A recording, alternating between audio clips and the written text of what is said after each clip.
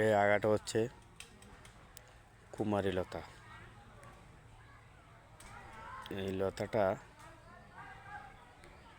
আগা সাপে খায়, আর এই লতাটার ঔষধি অনেক গুণ আছে। আপনারা সচরাচর এগুলো পাবেন না। এই একটা, এই দেখেন, এই আর একটা, এই দেখেন, এই আর একটা। এখানে কিছু আগা আছে, এখানে মানুষের আসা যাওয়া কম হয়, যে কারণে এই ওষুধগুলো এখানে আছে। এই আরও আছে,